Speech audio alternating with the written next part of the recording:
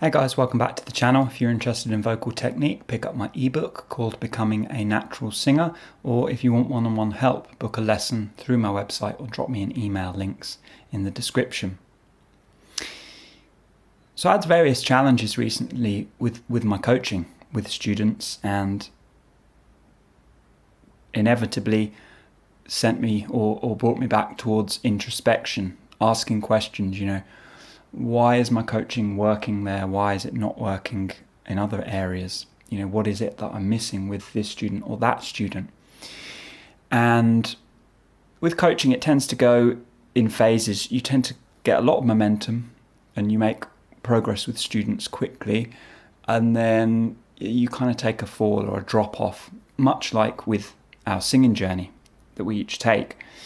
You have a crisis of confidence. You have this realization that I've got some of the pieces together, but not all of the pieces. And the challenge with working with students is really that problems that I faced, I can fix more easily, and things that I took for granted are blind spots. They are areas that are cut off to me that I can't quite see very easily, that I have to delve deeper into to fully understand. And no matter how much of a hard case you are, there are going to be things that you find easy relative to other singers. So for me, for example, I never worked on airflow other than maybe a week. I had one session with a coach where I realized when I connect more, when I bring those chords, I go squeeze, when I squeeze more, I've got to push a little bit more air pressure through to get those chords to vibrate in a balanced way. Did that maybe for a couple of weeks, and then maybe 2 or 3 years later, I think I did a little bit more work on it again, maybe for 3 or 4 more weeks. But outside of that, I really never thought about airflow. It just kind of worked for me generally. And when you put that into the broader context of my own journey, all the work, years of work I had to do on getting rid of crude coordination of the chords, understanding how to stretch the chords and get into head voice, letting go of bad tension, letting go of panic, all of that stuff, which took exponentially more time. That's why I tend to show bias or preference to those things, because for my singing, that was what was hardest.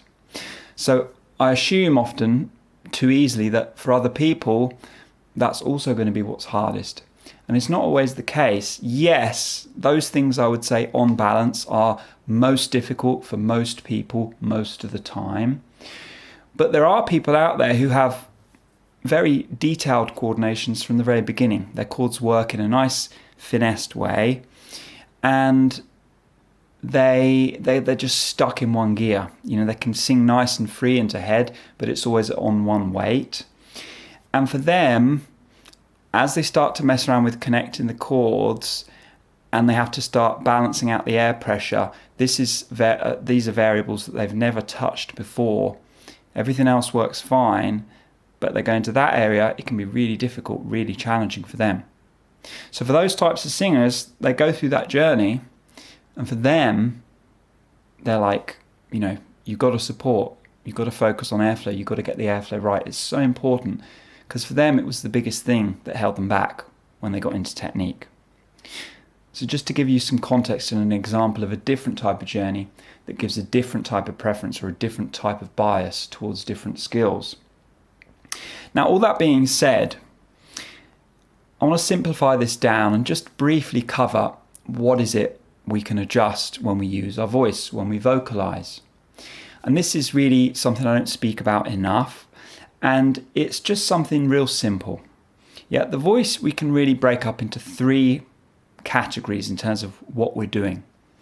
We've got air, we've got chord, we've got shape.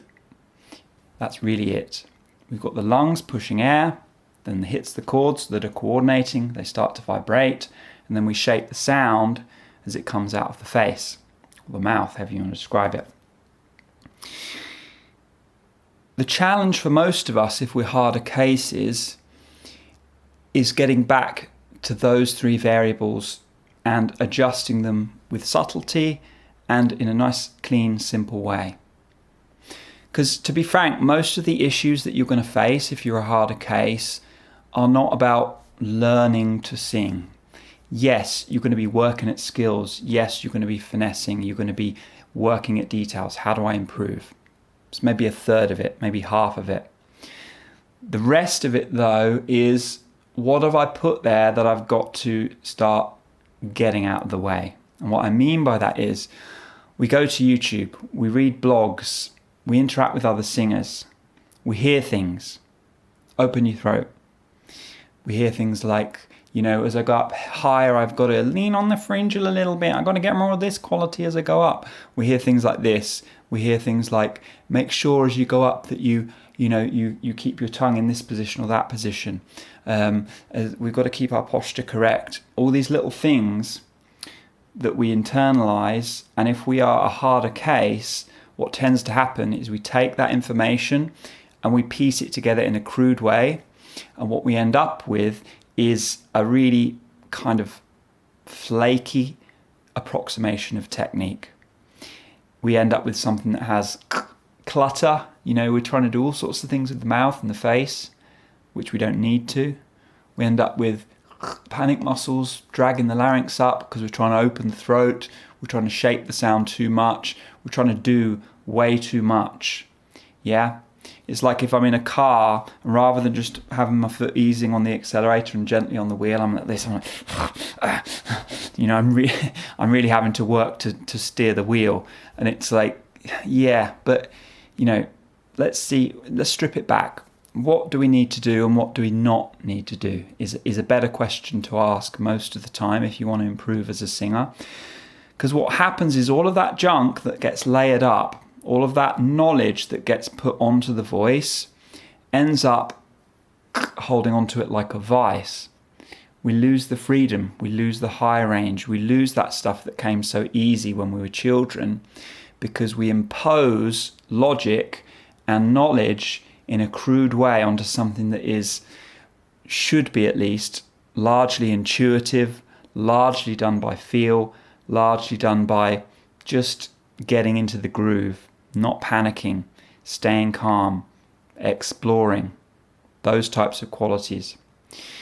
And really, if you want to reset your mind and figure out, what do I need to get back to, always try and ask yourself, how are kids approaching this when they learn? Not just learn to sing, but, when they learn to walk, when they learn to use their body, when they learn to use their arms or their hands or their voice. How are they approaching it? They aren't going onto YouTube or reading books and trying to, gather all of these ways of explaining how to use the voice and trying to translate that into practical knowledge. What they do is they just sit there and feel their way into it with no vocabulary in terms of, what they're adjusting, no knowledge in terms of this is head, this is chest, this is a mix, whatever it is. They've got none of that stuff. None of that abstract stuff getting in the way of just making sound in a nice calm way and exploring. They make more progress than we do. They make a lot more progress than we do. So if you're ever confused and you feel like, why am I a hard case? What is going wrong here? Ask yourself, am I approaching it in that way? Am I calm? Am I just exploring in a non-judgmental way? Am I, bound to the outcome? Am I thinking, oh, does this sound good? Oh, why is it not working? All that stuff gets in the way of the open, free exploration of the voice. Because here's the thing, really, all the tools that you need to learn to use your voice are already there. They're already there. You don't need to sit and find information. You don't even need to sit and find a vocal coach. You could sit there and just work it out. Now, will it take you a lot of time? Yes. Probably could take you more time than if you go and find somebody who's got the right information at the right time for you, in the right context. But in all honesty, looking into technique, studying technique, I would say makes as many voices worse as it does better. So it can be a dangerous game that you're playing when you start delving into technique. Many times I've realized that my technique has made me a worse singer than I was. Other times I've realised, some of that made me a better singer than I was. And over the years, I've managed to filter out the stuff that worked and the stuff that didn't. But many times I've gone down the path of becoming a worse singer because I've been getting better at my technique, at my vocal technique, and, trying to intellectualize my way into singing better. So be aware and be very wary that you're playing a dangerous game when you go into vocal technique, and as many voices get worse as they do get better with this stuff. And we're only really ever going one way or the other. We tend not to really stay the same as singers. We're either generally getting worse or we're generally getting better. Well, the goal really is to be taking 3 steps forward and then 2 steps back, and repeating that process. But if you ever need a reference, remember, what are the kids doing? How are they approaching it? Get rid of all the junk, simplify the process, stay calm, and start vocalizing with a fresh, clean slate, without all that stuff you think you need to know, without all that stuff you think you need to do to get through the bridge, whatever it is. Clean it up, neaten it up, simplify, breathe, coordinate, shape. That's all you need to do. Anyway, guys, those are my thoughts. Hit me up in the comments. Let me know your thoughts about this topic. I'll catch you very soon. Have a great day. Take care. Bye-bye.